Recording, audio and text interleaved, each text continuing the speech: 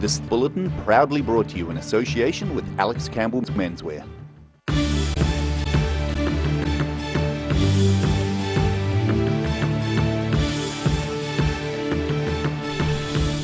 Tonight on The South Today, University of Otago scientists help develop an apparatus that can diagnose the severity of Salmonella bacterium.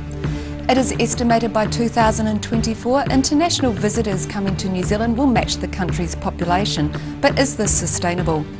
And a Queenstown firefighter struck down with a rare disease is ready to tackle the Sky Tower Stairs challenge again.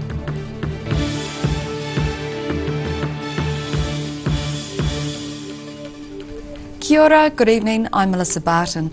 A University of Otago expert is part of an international collaboration that has created a new machine learning tool.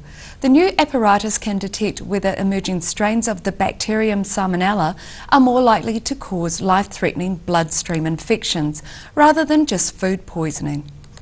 A new software tool created by a scientist at the Wellcome Sanger Institute in the UK, the Helmholtz Institute for RNA-based Infection Control Research in Germany, and the University of Otago, is set to greatly speed up the process for identifying the genetic changes in new invasive types of Salmonella, which are a greater concern to public health.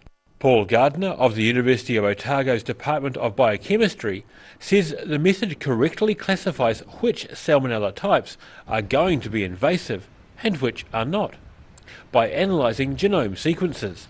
So we can use our methodology, attach it to these new sequencing devices, and characterise what is actually causing the disease. Because at the moment that's still a very difficult thing to establish. But hopefully in the very near future we'll be able to have a very quick turnaround on what's causing disease. The group of bacteria known as Salmonella includes many different types that vary in the severity of the disease that they cause.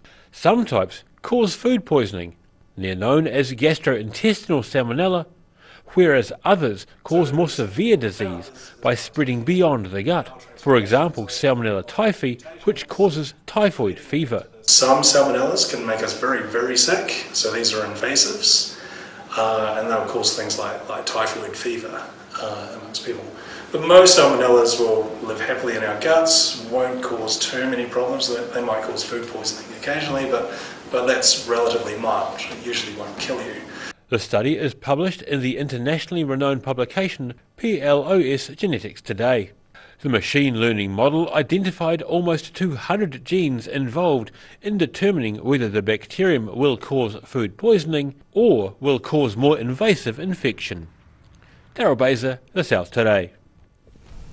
Clutha agencies are appealing for temporary accommodation for newcomers to the South Otago district.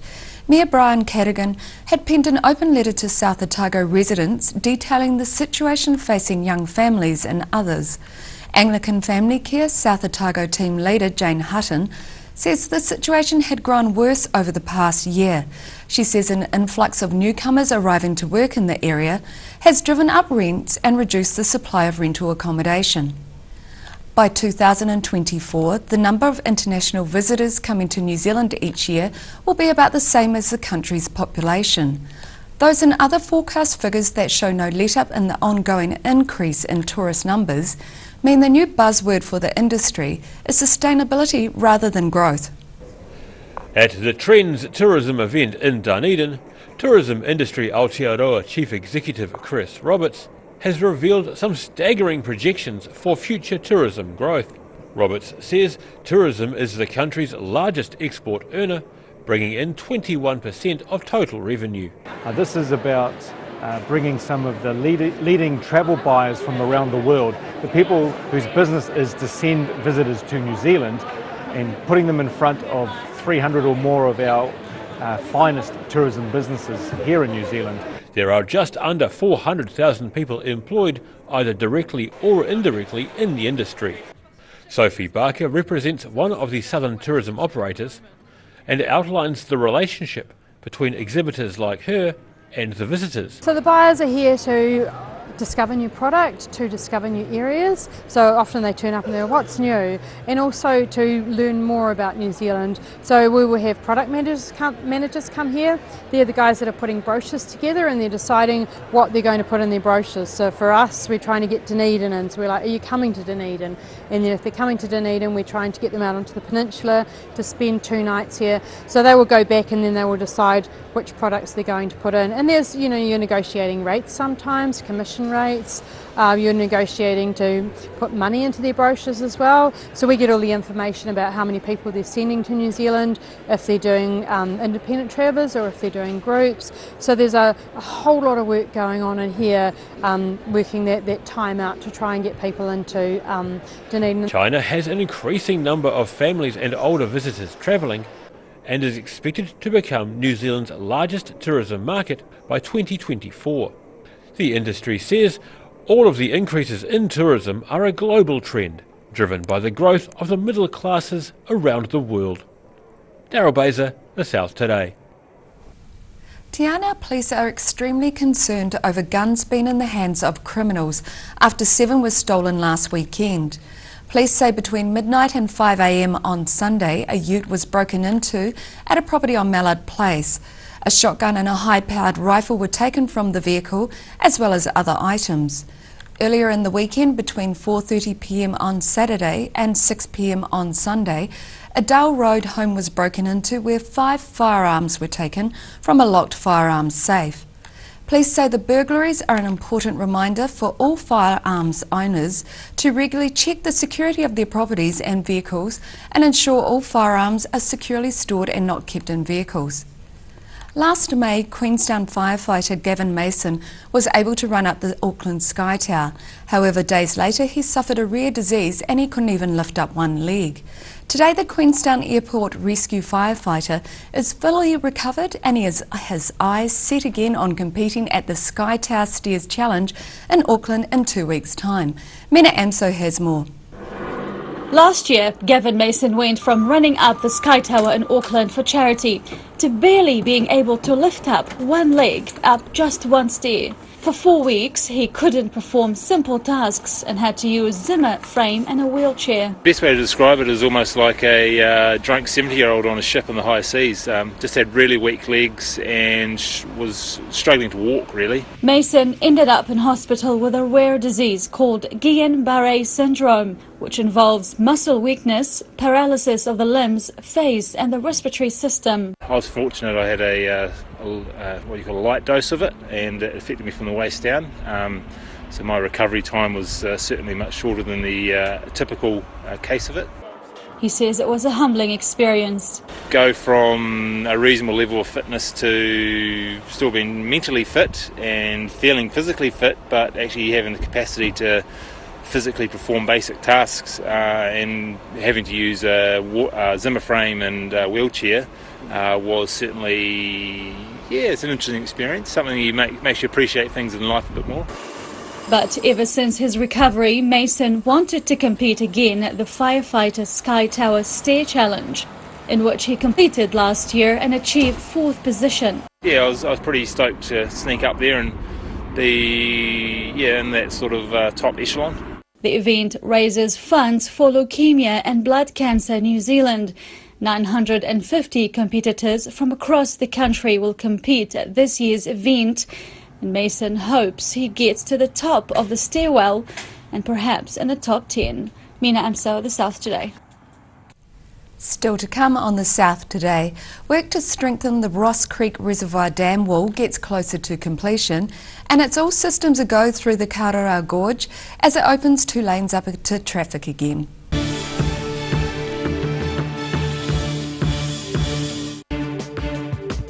For all your news from the southern regions as it happens, go to our Facebook page.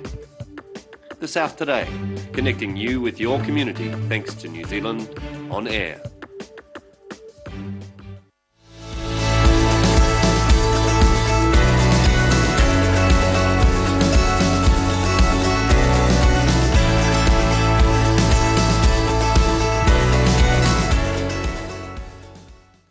It's on again, the Star Regent 24-hour book sale. Starts noon the 8th of June. Don't miss out.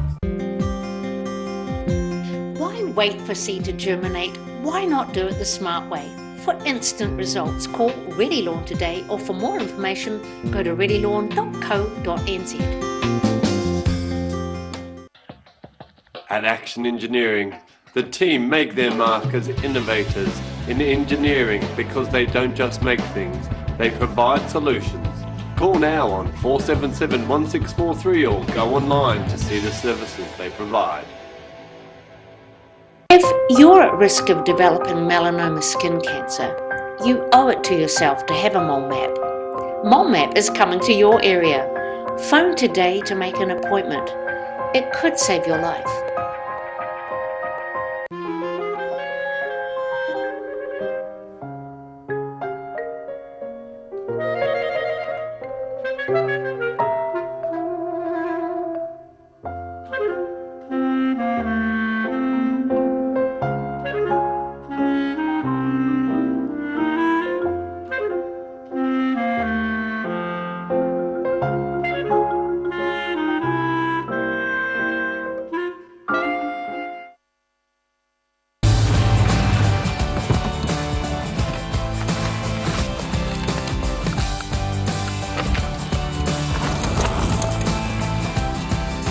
Helping New Zealanders to do more. Talk to MTF today. Garrador Dunedin, delivering quality stylish garage doors in Dunedin for over 15 years. New doors, replacement doors, repairs and maintenance are all part of Garrador's quality service. Garrador Dunedin offers a full range of modern quality doors to suit any home. Come visit the team at 553 Kaikoura Valley Road. Visit www.garrador.co.nz or call us on 488 5676. At the Hard to Find Bookshop, we sell quality books on all subjects from the rare to the recent, and where viable, we will come to you. We have a great reputation for integrity and honesty, so if you're downsizing or sorting an estate and have books to sell, contact us. Massive menswear sale on now. Alex Campbell Menswear have bought out a top suppliers warehouse and factory shop. Nothing but bargains for you. Hurry in, South Dunedin store only. Alex Campbell Menswear, it fits.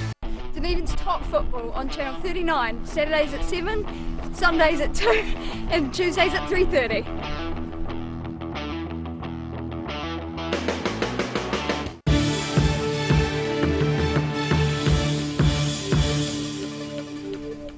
Welcome back. Emergency services were at the scene of a two-car crash in Green Island near a southern motorway off-ramp. A police spokeswoman said the crash happened on Main South Road and police were called to the scene at 9:40 a.m. Two patients were being treated by St John at the scene, but their injuries were believed to be minor. A tow truck was sent and firefighters, police and St John were still present just after 10 a.m. Work to strengthen the Ross Creek Reservoir Dam wall is nearing completion. The main engineering work on the dam should be completed within the next 2 months before it is left to strengthen for a year. The South Today went to take a look. Dunedin's historic Ross Creek Reservoir dates back 150 years and has recently been getting a major overhaul, with the dam face being rebuilt as well as the installation of new concrete channels. Council Planning and Delivery Manager Jared Oliver is pleased with how the work is progressing. Yeah, so we're proceeding through the earthworks. We're getting close to completing those, but there will be another period of 12 months beyond that where we have to basically let the dam sit and consolidate. Plans changed when some of the original base material was found to be not suitable. So originally we were going to remove about 5,500 cubes and bring in 15,000 cubic metres of imported material, but as we dug down we found there was some unsuitable material that we had to remove, so now we're up to having removed around 7,500 and brought in about 17,500. He believes it will take another year before the project is complete. So the work on the dam face, we're looking at middle of the year to finish that, but then there is some follow-up work to do. We want to install some monitoring equipment and also do the landscaping itself. So probably all up it'll be another 12 months, probably be the middle of 2019. Once engineering work is finished, the nearby walking tracks and Burma Road will be reopened. Rudy Adrian, The South Today. The patient wait by thousands of commuters in Queenstown is over. Motorists will finally be able to drive on both lanes of the $22 million Kawerau Falls Bridge from mid-afternoon tomorrow. The bridge, which connects Frankton to Kelvin Heights, took 2.5 years to build, which was 5 months longer than planned. Mina Amso has more. Both lanes of the $22 million Kawerau Falls Bridge will finally be open tomorrow afternoon, just in time before the start of the ski season. New Zealand Transport Agency Director of Regional Relationships, Jim Harland, says it's a major achievement. Well, it is a very significant project because it is going to improve travel time reliability, improve congestion and provide confidence for people coming up from Invercargill or Queenstown through to Te Anau, Milford, which is a major tourist trek. The bridge was meant to be finished in December last year, but was delayed due to extra water and waste services work being completed. To support further growth to the south of the district, that has taken a bit of extra time. Right now, around 8,600 cars drive across the bridge daily, with a wait time of up to 10 minutes. Harland says having both lanes open will help reduce congestion around peak travel times. Linked in with the other improvements that have been made on the corridor, which is Hawthorne Drive access road behind the airport, which is a local road which we partly funded, improvements to the BP roundabout, the work that's being done with our partners around the $2 flat fare bus system. All of that together means that people who are moving around Queenstown will have a better travel choice options because they've got better public transport, but also for the vehicle drivers and cyclists because they're going to have their own, the old bridge is going to be a dedicated walking and cycling bridge. There's walking and cycling on the new one. Harland says NZTA, along with local and regional councils, are working on a few initiatives which are still in the planning stages and aim to reduce congestion in the Wakatipu Basin. Well, we're looking at the corridor between Frankton and Queenstown in terms of what we can do with that 6A, specifically around public transport and other opportunities to get more efficiency there. We're also working on 4-laning options between Grants Road and this bridge. Landscaping of the new bridge, plus having the old historic Kawerau Falls single-lane bridge changed into a walking and cycling facility, will be completed by spring. Mina Amso, The South Today. After the break on The South Today, Southern pips Dunedin by 1 point in a closely matched game of rugby at Dunedin's Kettle Park, and we have tomorrow's weather for you.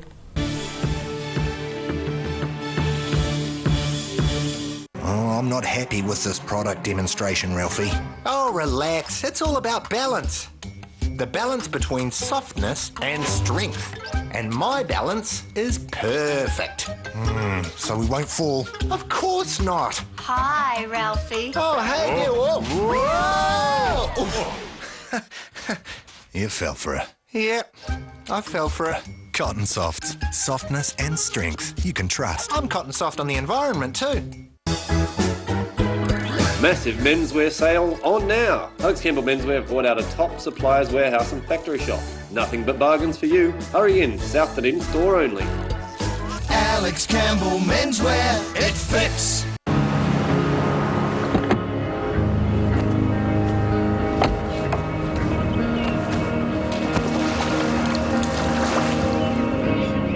Helping New Zealanders to do more.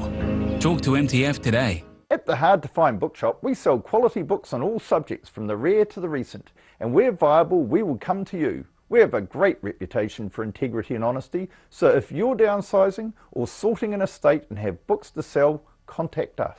If you're at risk of developing melanoma skin cancer, you owe it to yourself to have a mole map. Mole map is coming to your area.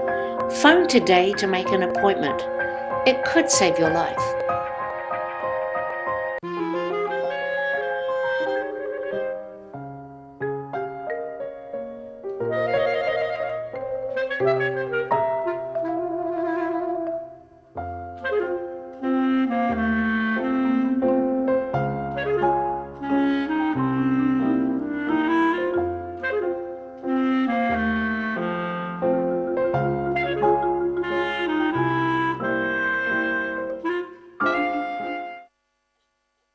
It's on again, the Star Regent 24-hour book sale. Starts noon the 8th of June. Don't miss out. At Action Engineering, the team make their mark as innovators in engineering because they don't just make things, they provide solutions. Call now on 477 1643 or go online to see the services they provide. Why wait for seed to germinate? Why not do it the smart way? For instant results, call Ready Lawn today, or for more information, go to readylawn.co.nz. Join us! 7 p.m. Saturdays, 2 p.m. Sundays, 3:30 Tuesdays. Oakley's off the bar.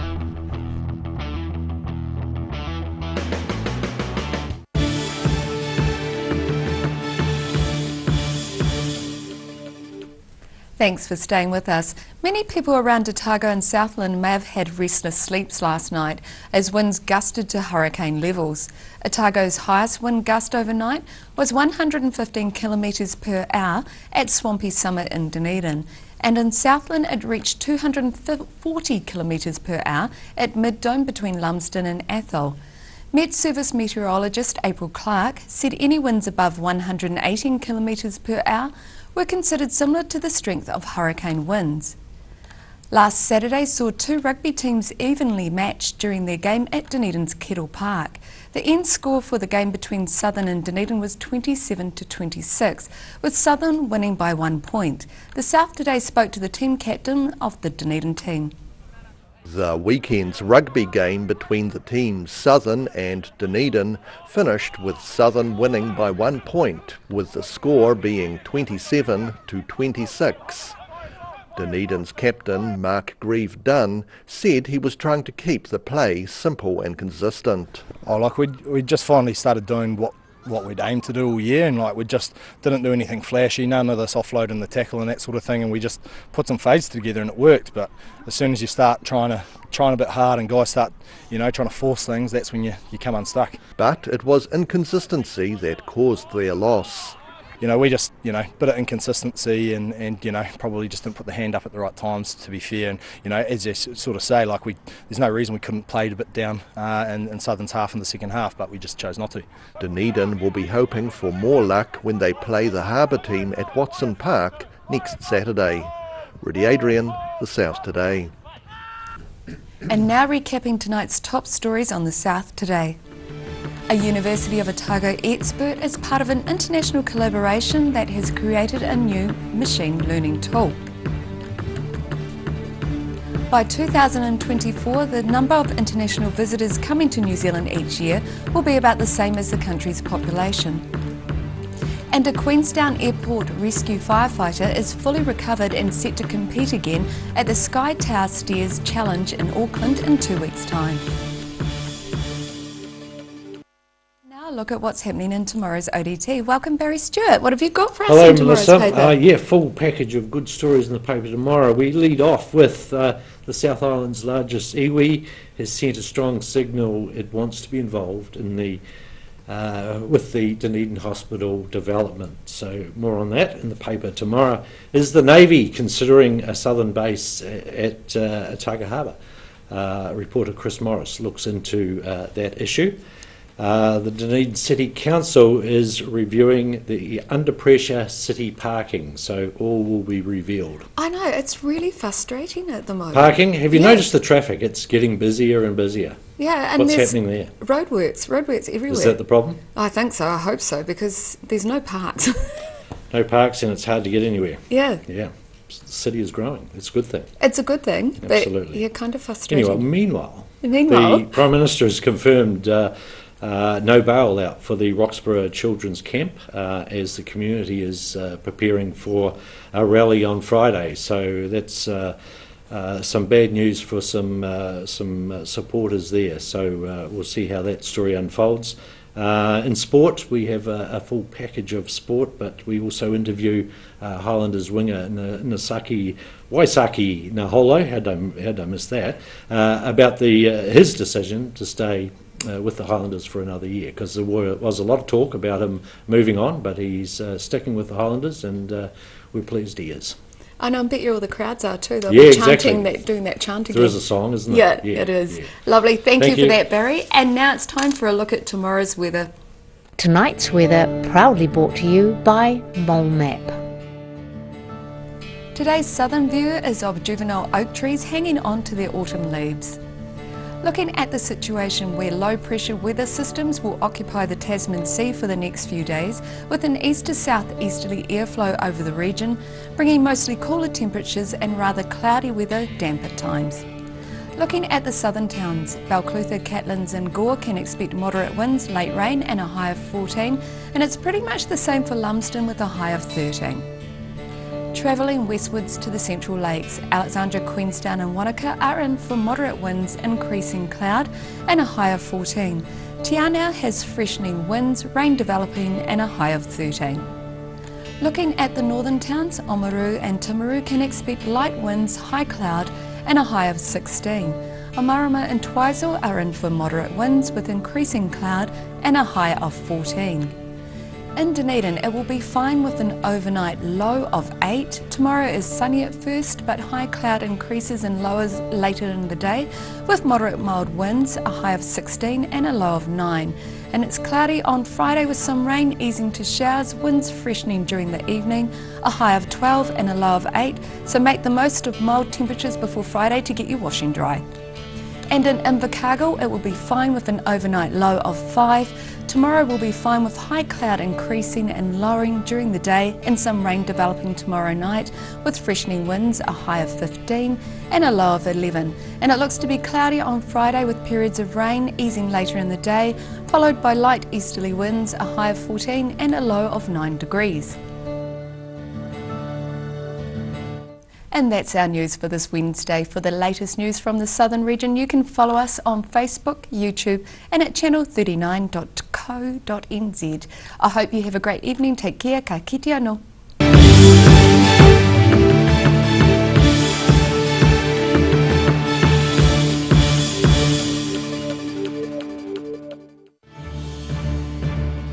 This bulletin proudly brought to you in association with Alex Campbell's Menswear. Supporting local content so you can see more of New Zealand on air.